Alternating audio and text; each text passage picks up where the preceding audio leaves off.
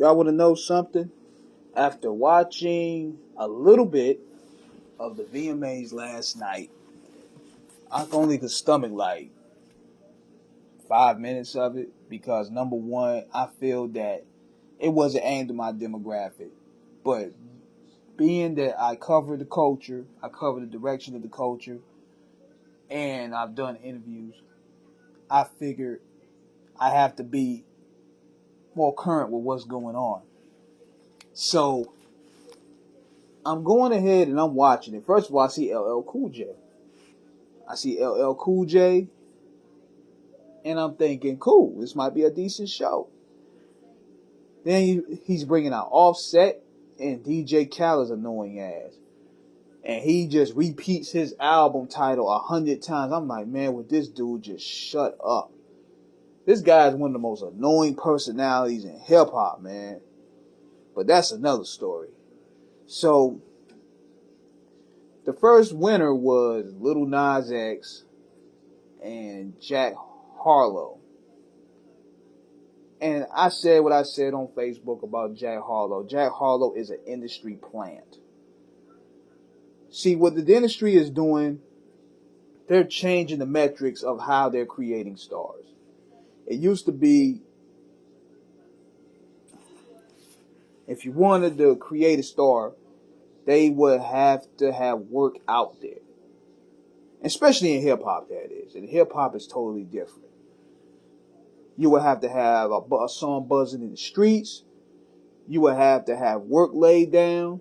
You would have your organic come up. These guys come in and they're getting chosen and they're getting marketed based off social media. I bet you this.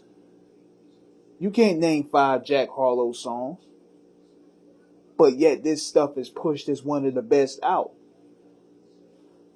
And people can't say, "Or you don't listen to the radio." Yes, I do.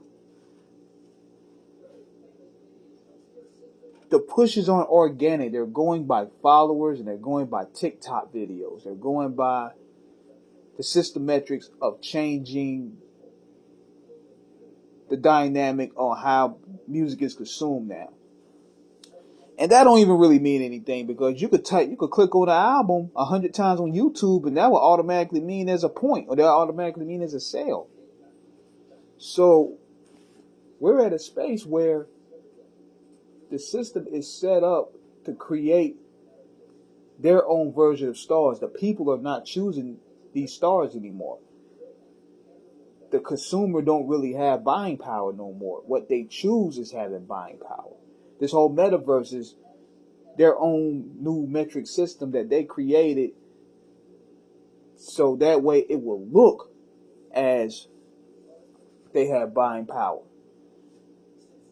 Like, look at how they're trying to create these records, like these record smash. They say NBA Youngboy surpassed Biggie Smalls' Life After Deaths in sales. It's stuff like that. They're changing the metrics of purchase, and that's dangerous. That's dangerous, and that's a misjustice to a lot of the artists in the past. Yeah, if you could click on their album, because at that time Biggie didn't have Spotify, he didn't have YouTube, he didn't have Apple, he didn't have 20 different streaming sites. Your buying power, your stability within this business and this game was dependent on if people either went to the shows, purchased the merchandise, or went to the store and purchased the album, or in some cases purchased it online. We didn't have 30 different streaming sites where you could click on the album and automatically mean it's a sale. Shoot, Academics even got a plaque. So that goes to show you how much things have changed. They're giving goofy niggas plaques. And the thing is, you like, what? This dude is platinum? Where's his fans? So another thing I don't like about this too is that everything is agenda based. Like they're pushing the gay narrative heavily. You have Bad Bunny making out with his dancer or whatever he got. But you got to look at it like this. Britney Christina Aguilera and Madonna set the tone for that shit. Because now you notice people are now mimicking that, because that was a big deal at that time. So now people within this era are mimicking that shock value.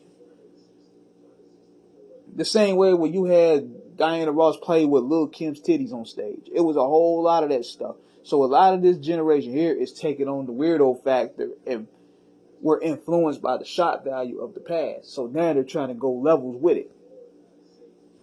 But at the same time, the music ain't interesting. The personality ain't interesting. That's the main problem.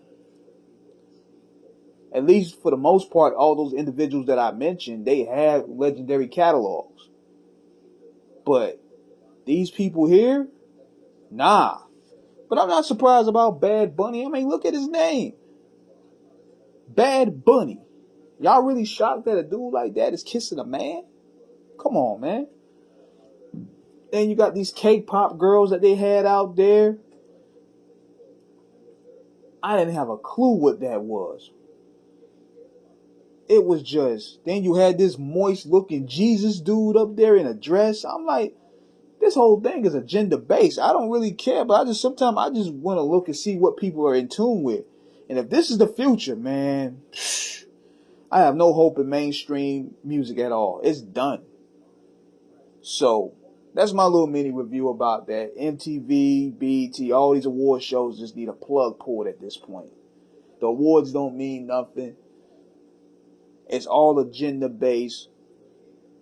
And people need to stop complaining within the culture and just create their own shows if they feel so passionately about it. We still, as much as people complain about the Grammys and the Oscars, we still haven't seen not one black content creator or one black artist or actor or producer try to create an alternative.